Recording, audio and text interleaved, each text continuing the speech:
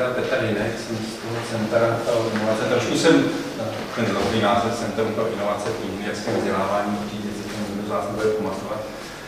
Já se na začátek omluvím, protože já se bojím, že vám teď všechno, co jste tady říkali, víceméně postavím na hlavu, takže se omlouvám, že vám vnesu zmatky do hlav. A abych vlastně začal teda v tom případě stylově, to začnu od konce. Takže tady vidíte nějaké informace o vás a já, když jsem byl oslovený, jestli bych tady něco nepřednes, tak samozřejmě to, o čem bych chtěl přednášet, na to mám standardně vytvořený nějaký seminář, který samozřejmě trvá asi 4 hodiny v té zkrácené podobě, jinak je asi na 3 dny. Takže se to zkusím nazvat do těch 20 minut. My jsme, nebo to centrum jsem založil z toho důvodu, že jsem se dlouhý leta pokoušel o to pomoct českým vysokým školám zlepšit technické vzdělávání, protože já jsem teda prošel několika velkýma firmama typu Bosch, Škoda Auto, Bombardier a podobně a na pozicích ve vývoji a dnes a denně jsme se tam zabývali a trápili s kvalitou absolventů, takže prostě jsem říkal, no nemá smysl nějak na to nadávat, zkusíme s tím něco udělat.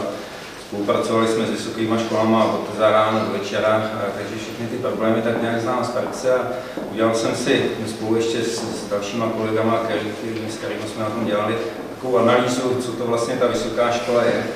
Jak funguje ten náš vzdělávací model, no a zjistili jsme, že to je prostě šílený nelogický organismus, který nefunguje prostě vůbec tak, jak by měl fungovat, což víme všichni.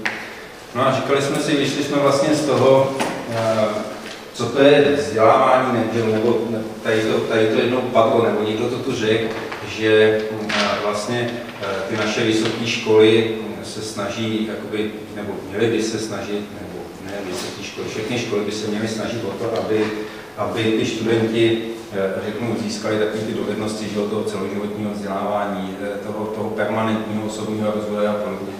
Já v tomhle tomu hned na začátku musím vlastně oponovat, protože to je přece blbost, to vůbec ty děti nemusíme učit. Ty děti to mají naprosto vrozené.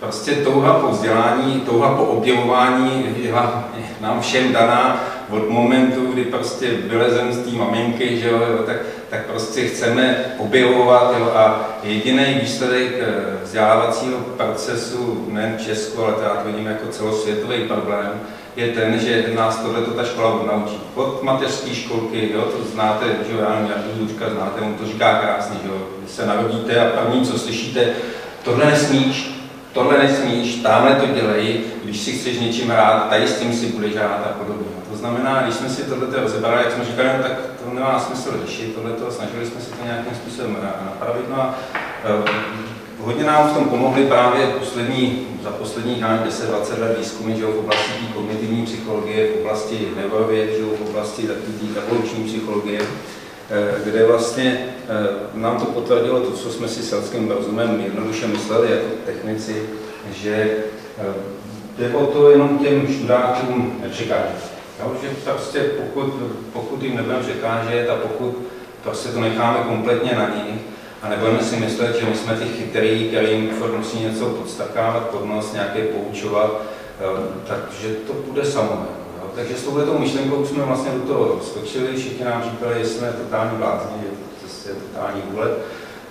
Jsme si říkali, no totální úlet to je, jenomže když si rozeberete běžnou inženýrskou praxi, já to dneska zobecňuji, když si vezmete obyčejný život, tak jak jste se cokoliv naučili, přesně způsobem, že řeknu, byli jste postaveni před problémem, nějakým způsobem jste ten problém si museli sami sobě, bez pomoci nějakého učitele ošacovat, zjistit, aha, tak na tohle budu potřebovat tohle, že nějakým způsobem jste si ty zdroje sehnali, nějakým způsobem jste si je ošacovali, je šumafuk, jestli dobře nebo špatně.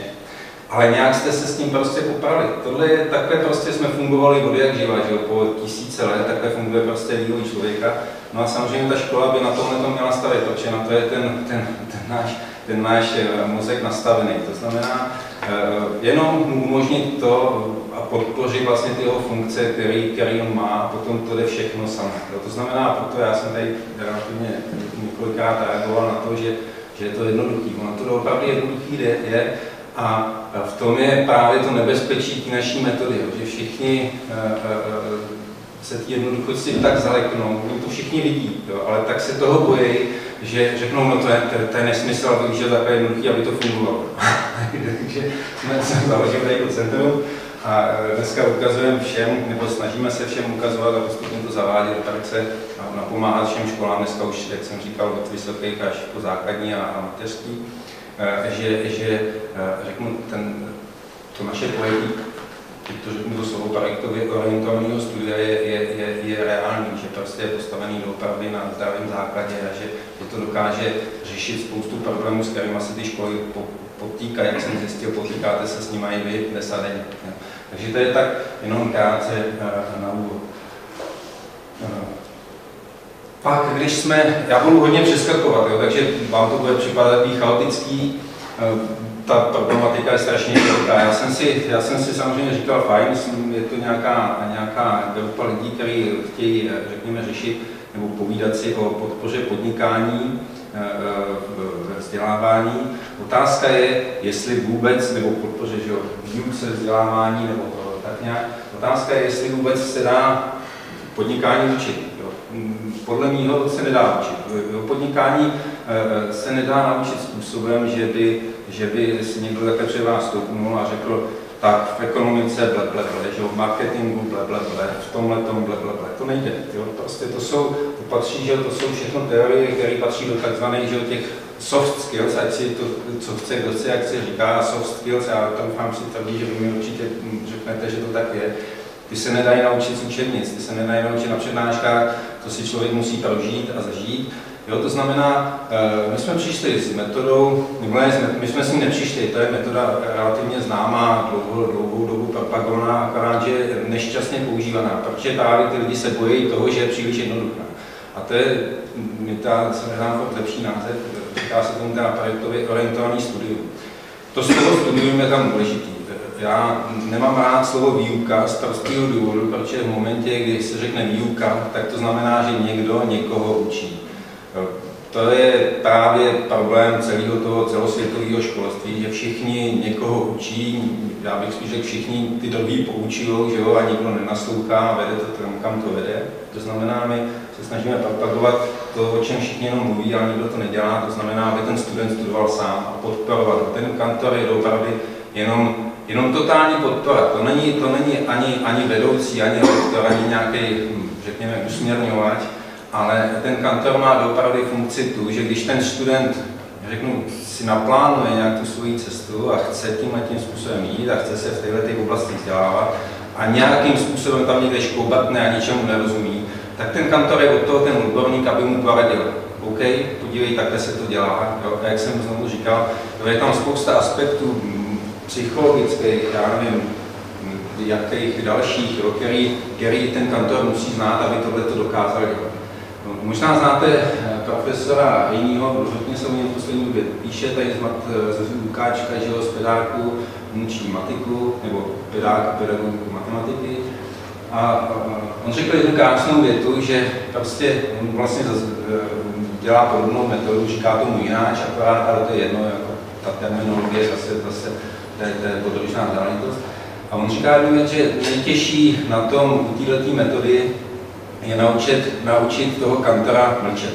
To je naprostá pravda, úžasná pravda, jo, protože dopravdy vytlout z těch našich běžně vzdělaných kantorů tu potřebu neustále prostě ty děti sekírovat, jo, a říkat jim, jak to mají dělat. Jo, to je prostě to nejtěžší, co se může dělat. Když se to podaří, tak je to super.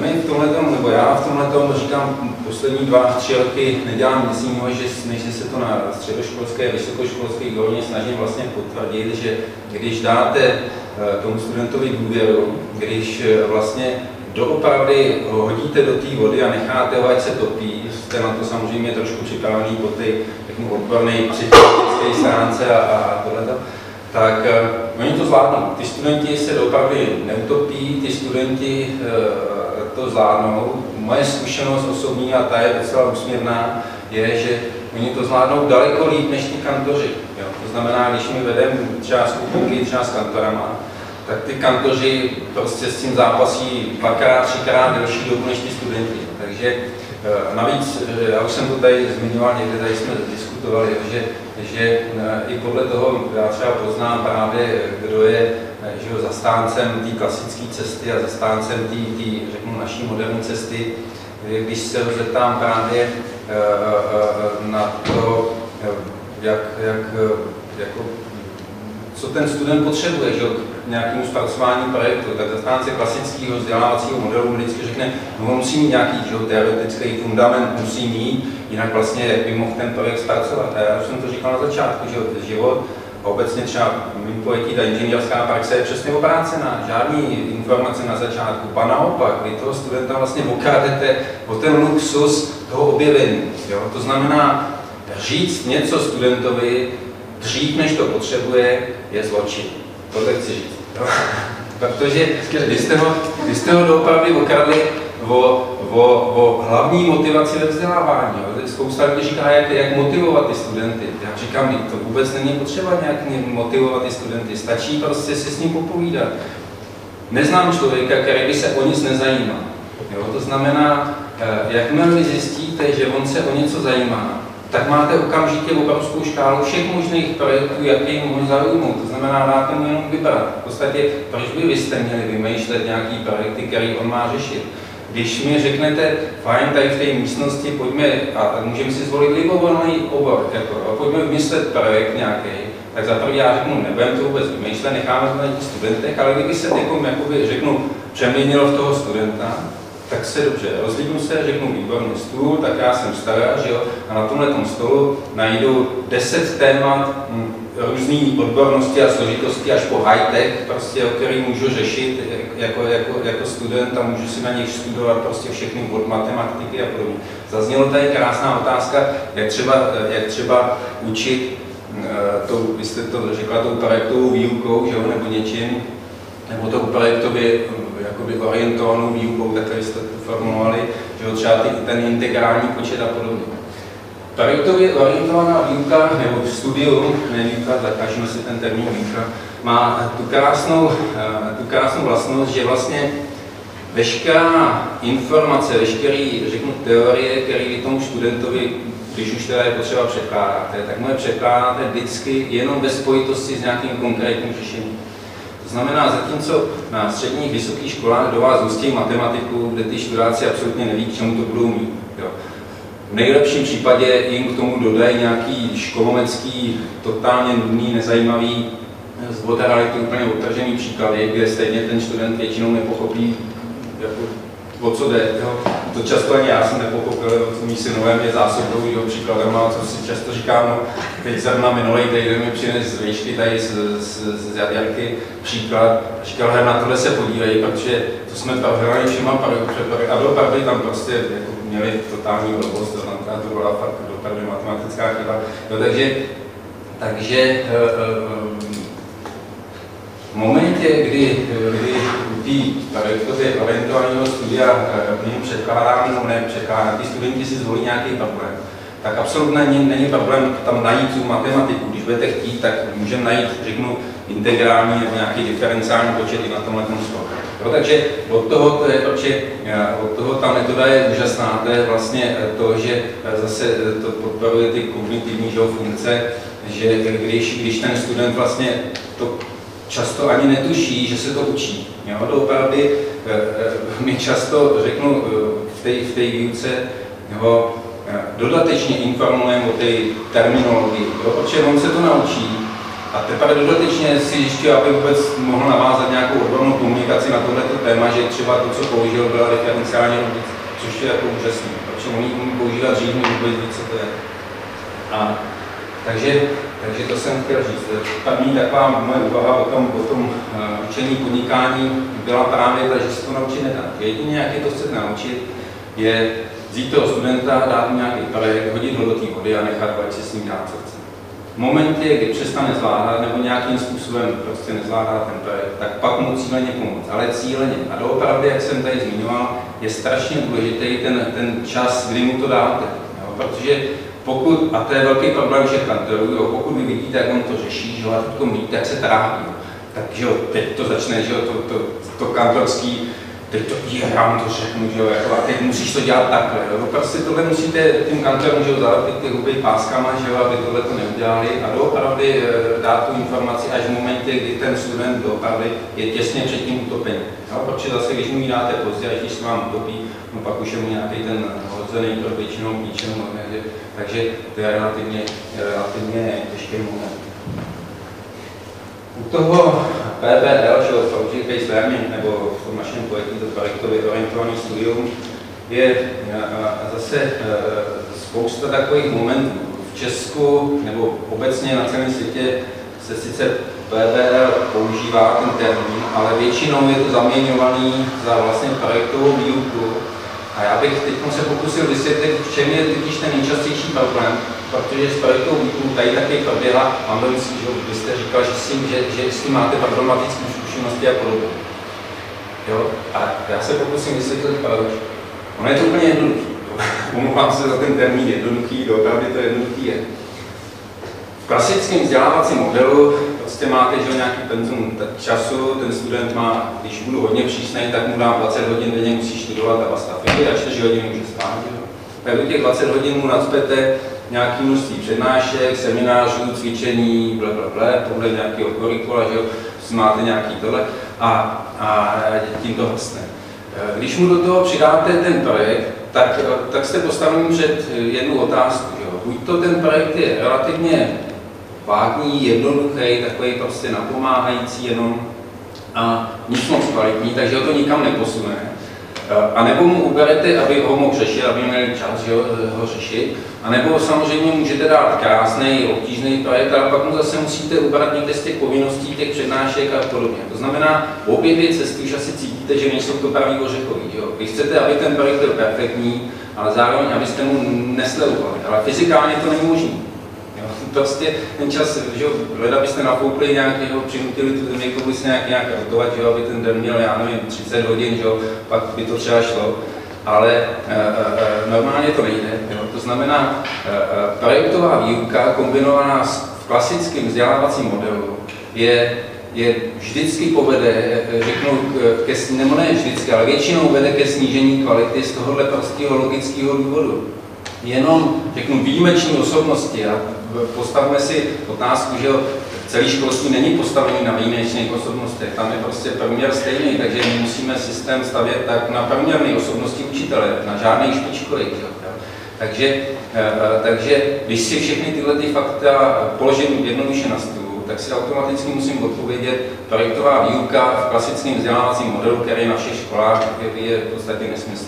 Druhá věc, v klasickém vzdělávacím modelu, protože právě když studenti dostávají tu informaci předem, tak ten projekt nemá smysl žádný obohacení, rozšíření znalostí, ale čistě jenom potvrzení nabitých vědomostí, potvrzení nabitých, jo, to znamená, nemá žádnou přidanou hodnotu, jo, nemá nic, to opravdu jenom upevňuje to, že snaží se ještě trošku posílit ten zapamatovávací se proces, že jo. To znamená, on opravdu jenom se snaží o trošičku vylepšit ten systém. Problém je ten, že do toho systému vnáší další požadavky, že jo, další zátěž. To znamená, když se mu trošičku podaří zlepšit, tak někde zase musíte ubrat, takže ve finále ten efekt je vždycky nejlepším prostě stejný.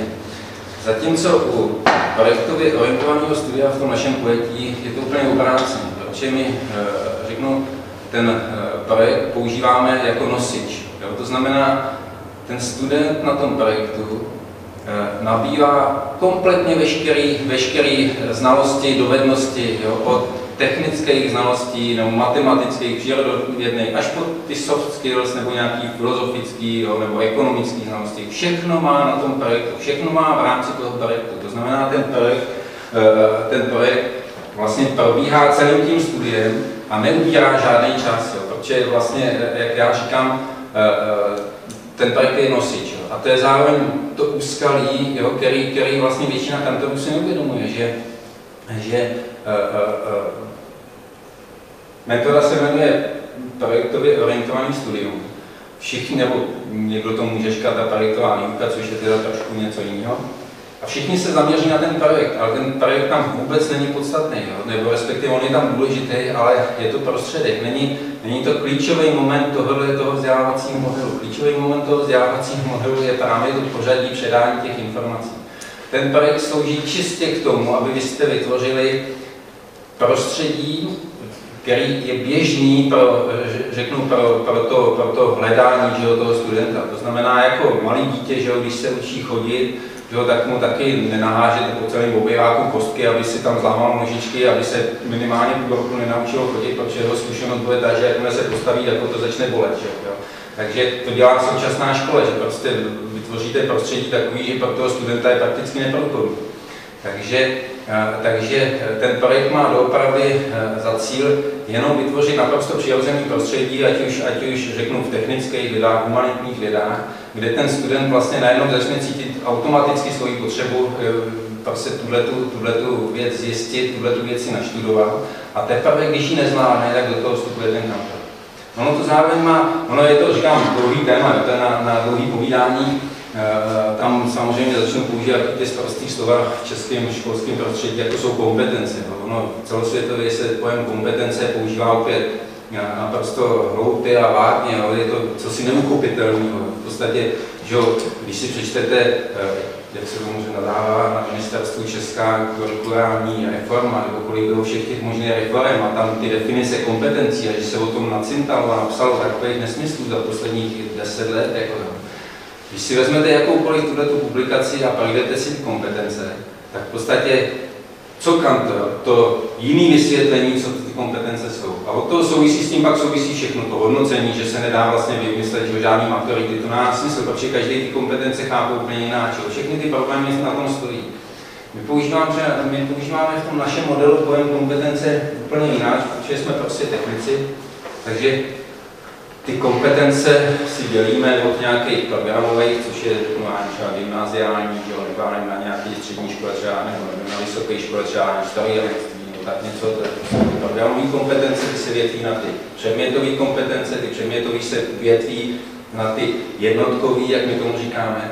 A ta jednotková kompetence je opravdu do detailu definovaná, řeknu, dovednost, znalost, zkušenost, pomocí aktivních slov, pomocí Bloomové taxonomie, kde vy si můžete vždycky, když se zeptáte, jestli to ten student umí nebo neumí, odpovědět pouze 2 způsoby.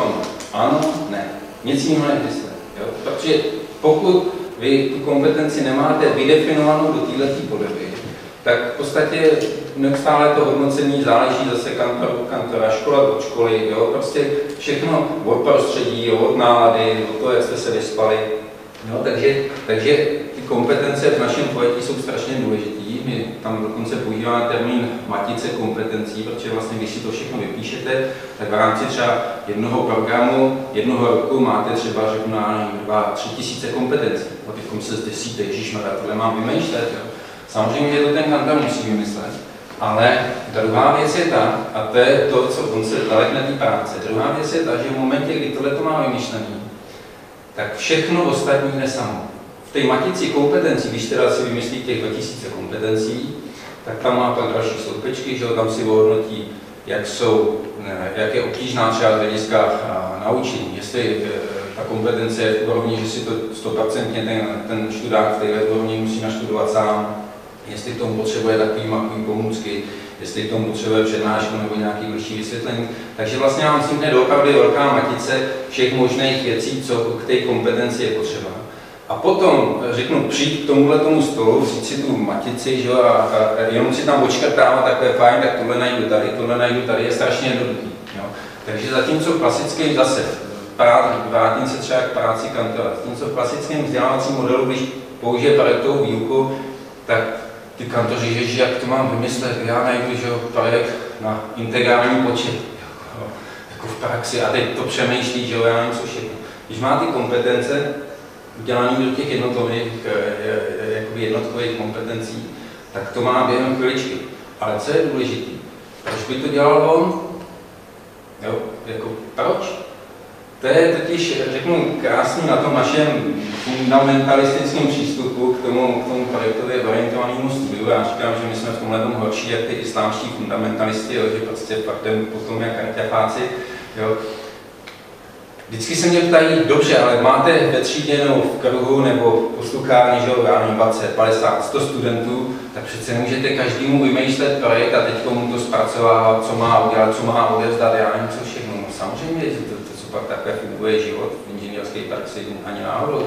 Já mu dám projekt a milí studenté teď se snášel. To znamená, ten student si musí dělat projektový plán, jo, jak to bude. Přesně si to, vy jste třeba zmiňovala to, že jim zadáte, že nějaký úkol, že jo, a oni to mají přinést na konci semestru, oni ten týden předtím. Jo.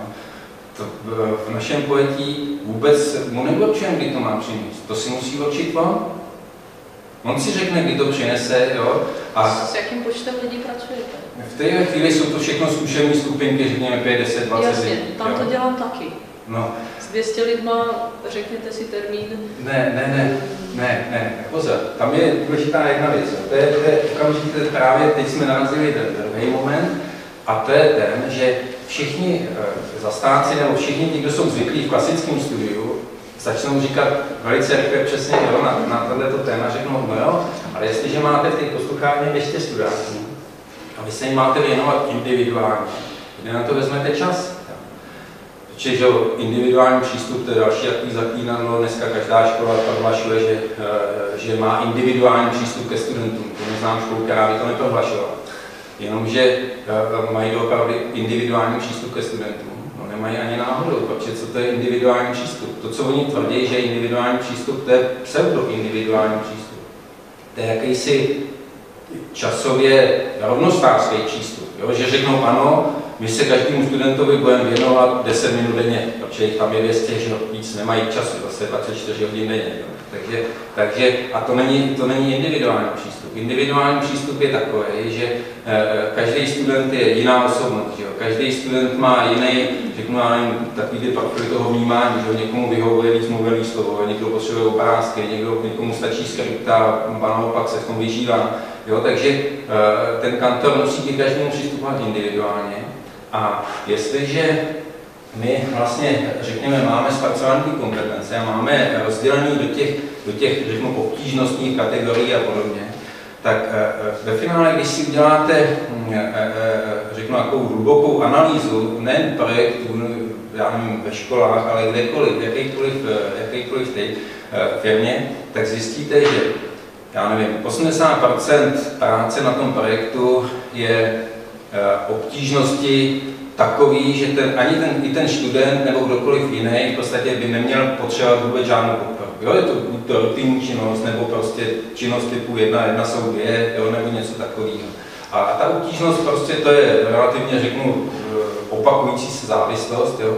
Takže, a teď si vemte přednášku. Jako, jestliže vy máte hodinovou přednášku a na té přednášce, řekněme, v tom našem pojetí tam vykládáte 10-15 kompetencí, jo, z nějakého daného okruhu, z nějakého daného tématu, ale když si to rozeberete zpětně, tak doufám si tvrdit z vlasti, že 80% toho, co vy tam přednášíte, je právě v té úrovni, že to je úplně zbytečný, to je prostě to je ztráta vašeho času jako odborníka, jo, protože to je všechno v té úrovni, kdy ty studenti si to měli být na úrovni, si to naprosto nastudovat sami. Někdo je, někdo není. Ale většinou to procento, který není, že jo, je relativně malý. Takže vlastně my třeba v tom našem modelu úplně vypouštíme právě tady tyhle přednášky a podobné věci a vlastně díky tomu získáváme ten čas toho věnování, jo, jakoby individuálního přístupu. Druhá věc je ta, že zase v té matici kompetencí, nejen, že jsou tam, řeknu, nějaké kompetence, které si ty studenti můžou naštudovat totálně sami, ale pak jsou tam nějaké kompetence, řeknu, složitější, ale ještě pořád nesložitější. A zase, jestliže prostě mluvíme dnes a denně o tom, jak vlastně musíme do těch děcek dostávat všelijaký sociální cítění a sociální soft skills a komunikace a něco všechno, tak opět říkám, fajn, máme tady kompetence, na kterých mě jako odborníka, kantora je škoda, když to řeknu jakoby tvrdě, Proč by tohleto nemohl učit některý z těch lepších studentů? Jo? To znamená, ten kantor je tam opravdu jenom prostě lehkej nakopáč. Já se ani netroufám tvrdit ten jakoby facilitátor nebo něco podobného, ale to opravdu je tak, jakoby takový ten inspirátor, bych řekl, jo? Že jim řeknete těm studentům, hele, tobě v té matice to docela jde, jako, tak tady tyhle ty kompetence, vem si to na starosti, tamhle klukům, těm to vůbec nejde, tak se pro to podělte, nějak si prostě s tou už se domluvte, já vám to organizovat nebudu a nazdar, jako, a za týden to budete umět, odchod, jo, tohle. A oni, že mají naprosto jasný úkol a tohle se oni naučí sami. Jo, to je právě na tom to krásný, že když jim dáte tu důvěru na začátku, když s nima začnete dělat, tak ten proběh je takovej, a to jsem taky tady už vlastně zmínil, že vy musíte počítat s tou chybou. To je prostě zákonitost. Takže většinou to zavádění toho našeho modelu vypadá následně, já na to mám graf, možná to tam najdu nebo nenajdu, protože nestíháme. Jo, tak já to skočím, pak to propovídáme víc tak v hospodě. Takže ten proběh je většinou takový, že v prvním semestru, v prvním ročníku, já nevím, když to je Gimpol, třeba nebo v prvním pololetí, vy těm studentům rozdáte nějaký projekt, nebo nerozdáte, dáte jim na vybranou prostě zhromady projektů, který prostě někde pozbíráte, nebo si nějak vycucáte z prstu a v celku se tím netrápíte, jak jsou ty projekty. Řeknete jim v podstatě, víte, co by měli asi tak dělat, řeknete jim, udělejte si na to projektový plán. Oni přinesou projektový plány, které jsou totálně špatné. Jo, protože prostě nejsou na ten systém zvyklí, nejsou zvyklí si ošacovat ten projekt, nejsou zvyklí si to... Takže vy jim to musíte relativně trošku poupravit, že jo, ve spolupráci s nimi ten první projektový plán upravíte. Jo. Samozřejmě počítáte s tím, že i ten projekt nebude řeknu nic moc, proto se třeba v těch prvních momentech, prvních ročnících a semestrech používají ty, já tomu říkám, destrukční projekty, jo, kde se prostě rozebírá, rozmontovává a podobně, tam zase toho nemají co zkazit, to tam jenom objevujou. Nicméně, co je důležité, on pochopí, a když vy to máte započítaný do toho, jo, prostě vy s tím na pozadí ten student to nevidí, ale vy s tím počítáte, že on bude neúspěšný v těch prvních jakoby, projektech, prostě musí být zákonitě neúspěšný.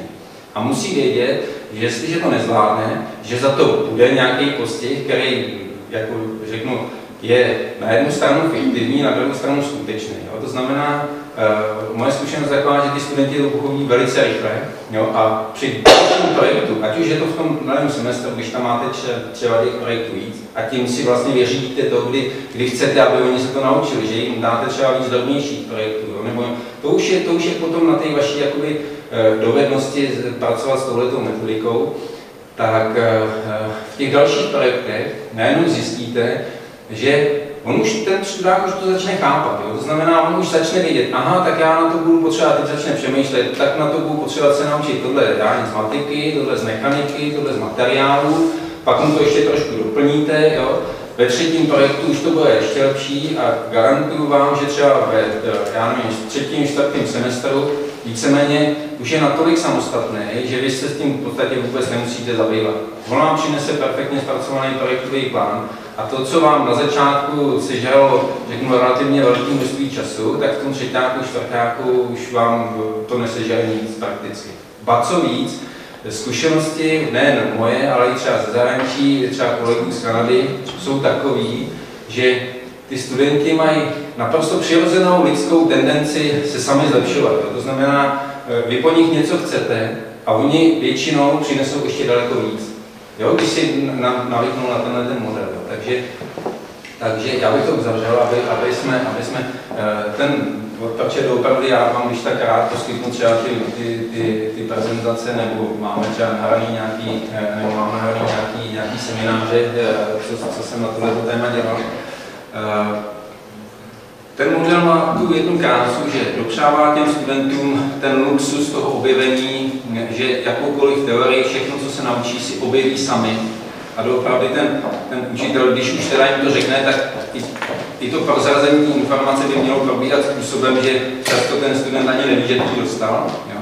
Druhá věc je, že vlastně tím pádem vy mu neberete tu jeho přirozenou motivaci. To je dneska velký téma na všech školách, jak motivovat ty studenty. Všude slyší